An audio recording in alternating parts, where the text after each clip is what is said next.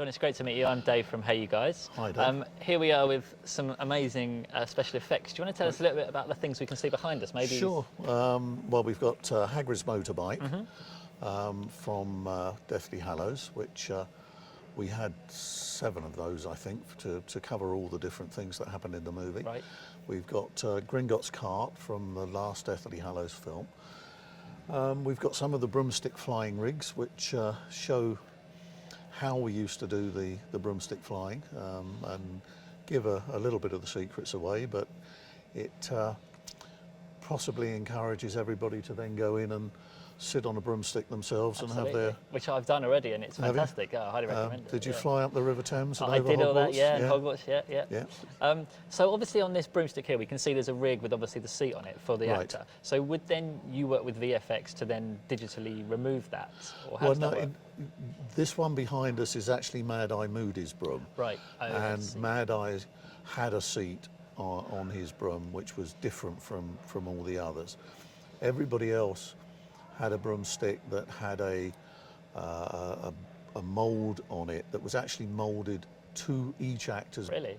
bottom, and that was then cast in Kevlar and bolted onto the broom with a harness attached, so that when we put them up on the rig, because they were 4 meters up in the air, we could strap them on, and we knew that whatever happened to the broom, because sometimes it was moving around quite sort of violently, there was no way they could fall off. It gave them security while they were acting, so they didn't have to think or worry about that. They could just fly the broom. And I guess it gave you security as well, knowing that they were Well, safe. You weren't going to be responsible for anything. We obviously can't put anybody in a risky situation.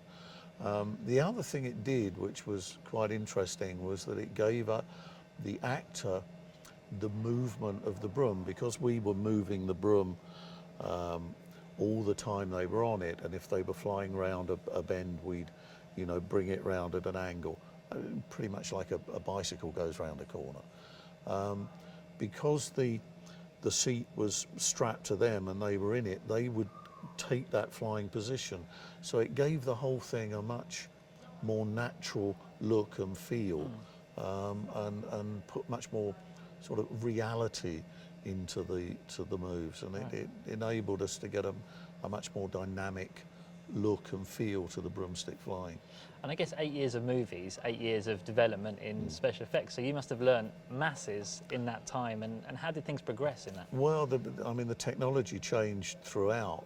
From computer controls of hydraulics to electronics and electronic actuators. So over the 10-year period of the films, we upgraded all of the broomstick flying rigs from hydraulics to electronics. We were able to then interface much better with the visual effects guys, so that when they had done a previs of the scene or of the particular clip that we were shooting, they could program in the moves to match what they were doing in the digital world. So it was very much a marriage between the two departments. Oh, absolutely, yeah. We had to work very closely together. And I've been asking everybody this: would you rather drive the Flying Ford Anglia or the Night Bus? I would rather drive the Flying Ford Anglia, because that was a lot of fun. That could roll upside down and do all sorts of things. Not to take anything away from the Night Bus, because we had a souped up version of that as well, with a